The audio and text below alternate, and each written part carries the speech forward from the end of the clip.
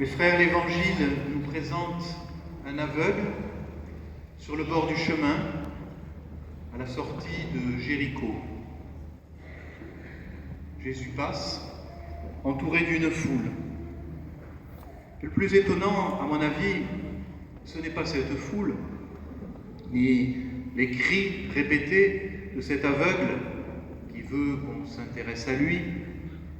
Le plus étonnant, c'est que dans ce qui nous est raconté par saint Marc, tout se passe comme si Jésus lui-même ne voyait pas l'aveugle. Il faut que le mendiant aveugle se mette à brailler de toutes ses forces pour que Jésus l'entende et s'arrête. Jésus aurait pu aller directement vers lui. Jésus est le Fils de Dieu. Il avait sûrement une connaissance intérieure de cet aveugle. Il devait savoir que cette rencontre aurait lieu. Mais tout se passe comme s'il n'en savait rien. Dans l'évangile de Luc, l'autre récit de cet épisode, eh bien, ce récit de guérison se passe juste avant la rencontre de Jésus avec Zachée, dans la ville de Jéricho. Autrement dit, Jésus, selon saint Luc, aurait guéri l'aveugle en entrant dans la ville, et non en sortant, comme le raconte Marc dans le passage que nous venons d'entendre. Ces détails, ces petites divergences peuvent sembler sans importance. Nous sommes habitués, quand plusieurs personnes racontent un même événement, il y a toujours des détails qui ne collent pas entre eux, et cela permet de vérifier qu'il s'est bien passé quelque chose, et que ce n'est pas juste la répétition d'une histoire inventée.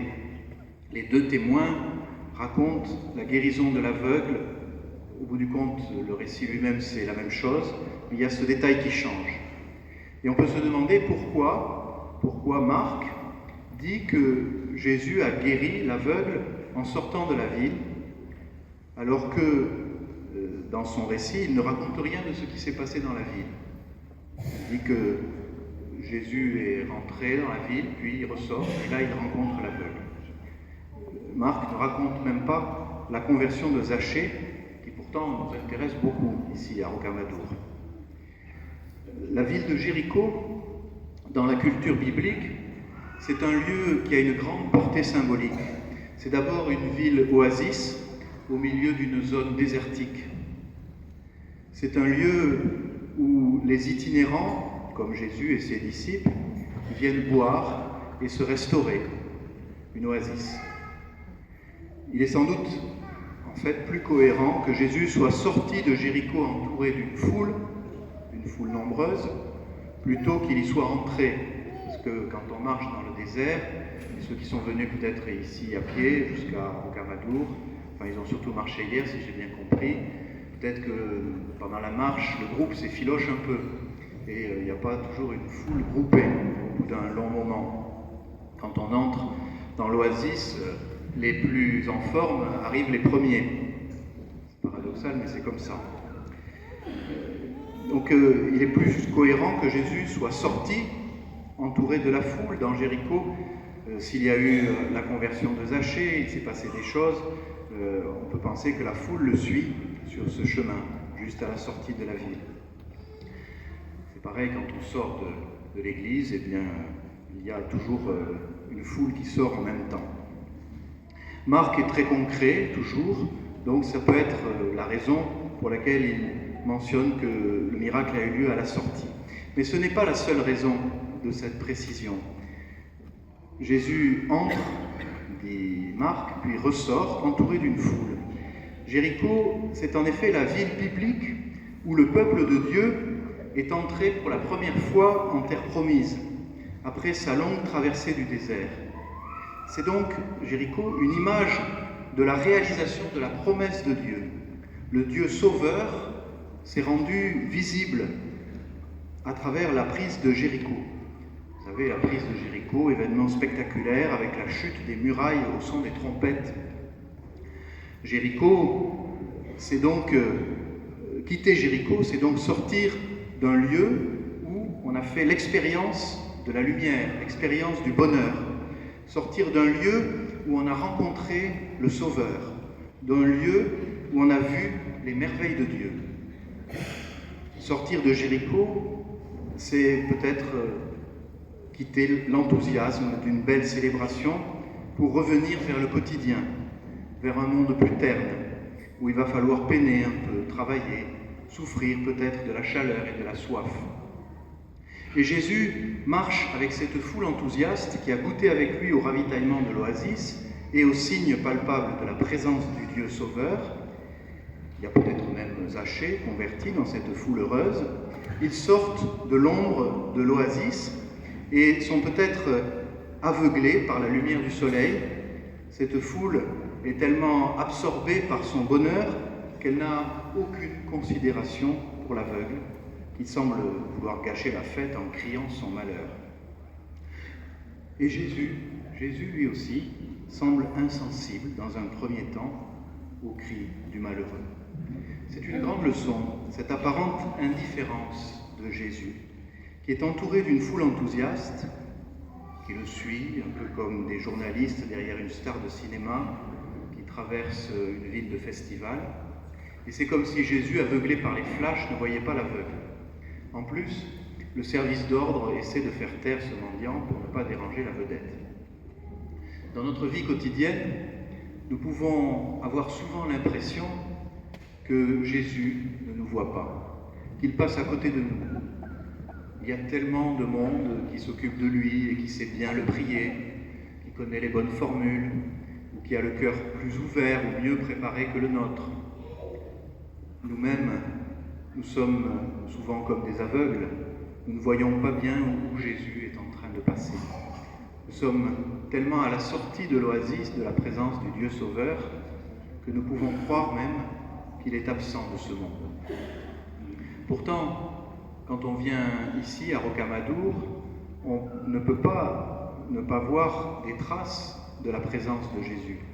Ce sanctuaire à flanc de rocher, c'est déjà un défi au bon sens architectural, et il a bien fallu une expérience spirituelle intense pour que des hommes installent ici un lieu de prière. Celui qu'on appelle Saint Amadour, amoureux de Dieu et dévot de la Sainte Vierge, est sans doute le fondateur de ce lieu de prière. Il a dû vivre ici une rencontre extraordinaire. En contrebas du désert du Kos, il a trouvé son oasis, son petit Jéricho, un lieu où Dieu fait grâce, où Dieu fait sentir à tous sa présence et son salut.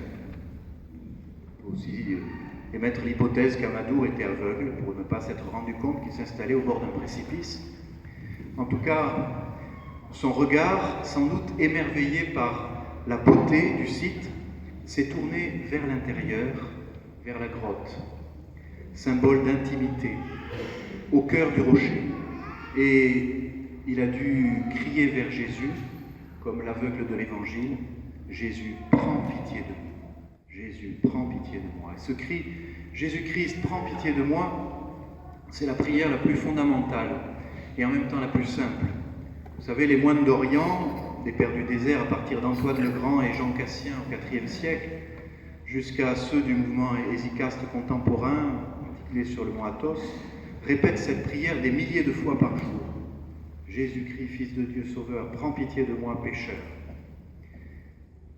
Et cela pour parvenir à la prière continuelle et à la paix du cœur.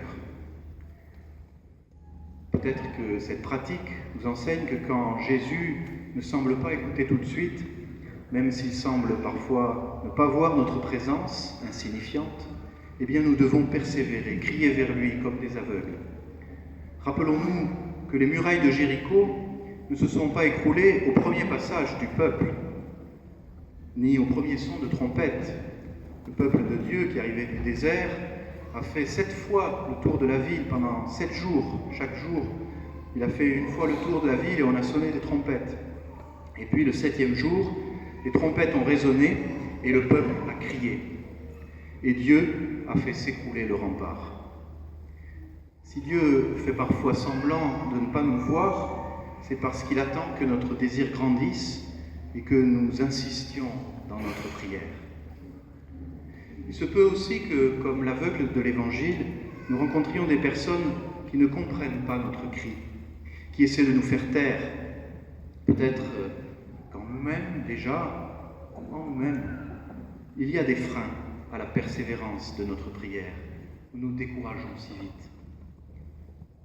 Regardons aussi ces gens dans l'Évangile qui essaient de faire taire l'aveugle. Est-ce que cela ne nous est jamais arrivé de rabrouer quelqu'un, d'être nous-mêmes aveugles sur la détresse de nos frères? Bien sûr, il y a des gens qui abusent, des profiteurs. Toutes les revendications ne sont pas justes, mais elles traduisent toujours une détresse, un manque souvent autre ou plus profond que ce que ces revendications expriment. Seule une écoute et une attention profonde aux personnes permet d'identifier ce qui va mal et ce qui doit être fait. En fin de compte, quand Jésus s'arrête, alors que l'aveugle a insisté par ses cris répétés, Jésus ne va pas lui-même vers l'aveugle. Et ça aussi, c'est étonnant. Il dit à ceux qui l'ont rabroué, « Appelez-le ». On dirait vraiment que c'est Jésus qui est aveugle, puisqu'il ne peut pas appeler lui-même l'aveugle, comme s'il ne savait pas dans quelle direction crier pour l'appeler. Il doit solliciter l'aide de la foule qui cache l'aveugle peut-être à son regard et qui avait cherché à le faire taire. Jésus fait comme s'il ne voyait pas l'aveugle et cela suscite une participation très large de la foule à la guérison qui va avoir lieu. Peut-être que c'est un appel pour nous, mais il y a un motif plus fondamental à cet aveuglement de Jésus que le projet d'associer une communauté à son œuvre de guérison. Essayons de comprendre vraiment pourquoi Jésus est aveugle. J'ai dit que saint Marc a précisé que l'événement a eu lieu à la sortie de Jéricho, c'est-à-dire juste au moment où Jésus part pour Jérusalem. C'est sa dernière visite à Jérusalem où il va être crucifié. Il part accompagné de cette foule qui sort avec lui de Jéricho et qui à Jérusalem va l'acclamer à l'entrée de la ville, rameau à la main. Mais Jésus sait que cette foule aussi va le condamner quelques heures plus tard et qu'il va être crucifié. C'est l'heure où Jésus va prendre sur lui les péchés de l'humanité, où Jésus va se placer lui-même, qui n'a commis aucun péché, dans la condition des pécheurs. Dans la lettre aux Hébreux, il nous a été dit tout à l'heure que le grand prêtre peut offrir des sacrifices pour les péchés parce que lui-même, il se situe dans la faiblesse même des pécheurs. Jésus prend la condition des pécheurs et va mourir de façon ignominieuse pour que son amour transfigure la condamnation en grâce. Si donc Jésus se montre aveugle à la sortie de Jéricho, c'est qu'en réalité, il veut manifester qu'il prend sur lui le mal qui afflige l'aveugle. C'est parce qu'il vient justement lui-même de prendre le chemin de la passion, parce qu'il s'est fait le grand prêtre qui va s'offrir en sacrifice pour le salut de tous les hommes, aveugle sur la justice, aveugle sur le bien à accomplir, aveugle sur l'amour auquel ils sont appelés. Pour guérir le mal, Jésus doit l'habiter et le transformer de l'intérieur par sa puissance, la puissance de son amour. La sortie de Jéricho, sortie de l'oasis vers le désert, représente symboliquement la sortie du Fils de Dieu qui quitte le sein du Père éternel pour prendre sur lui l'infirmité des hommes, pour prendre sur lui leurs aveuglements et leurs infidélités.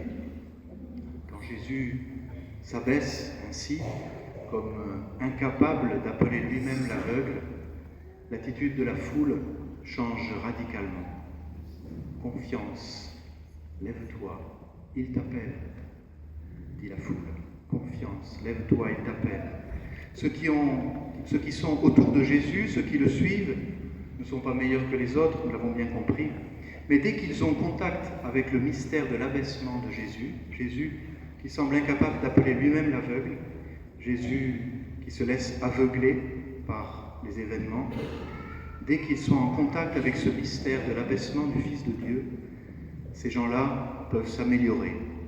ils écoutent la parole du Christ qui leur dit « appelez-le ». Ils peuvent convertir leur manière d'agir. Et là est peut-être le premier miracle de cet évangile. C'est sans doute un des miracles fréquents ici à Rocamadour. Ceux qui sont les plus impliqués dans l'animation et la vie du sanctuaire sont amenés par la présence de Jésus crucifié qui donne sa vie par amour pour nous, et de la Vierge Marie qui vient nous montrer le signe de la douceur de Dieu. Ils sont amenés, tous ceux qui sont impliqués dans l'animation ici, à devenir meilleurs, à être de plus en plus attentifs et ouverts à ceux qui passent. Même si beaucoup de ceux qui passent ici sont a priori aveugles sur la portée spirituelle du message de ce lieu, eh bien c'est là le miracle de la transformation quotidienne des cœurs des personnes de service dans le sanctuaire, jusqu'à la transformation du cœur même de l'évêque du lieu. Et croyez-moi, ce n'est pas une mince affaire. Quand Jésus dit « appelez-le », il institue l'Église. L'Église, c'est un peuple d'appelés qui révèle au monde l'appel du Christ. C'est sa raison d'être. Le mot même « ecclésia », Église, signifie « assemblée, convoquée ». C'est un mot qui porte le dynamisme de l'appel, de la convocation à rencontrer Jésus-Christ. Frères, la Vierge Marie fait partie des gens qui vivent toujours auprès de Jésus. Elle est la personne humaine la plus proche de son Fils Jésus, celle qui a toujours dit oui à l'appel de Dieu.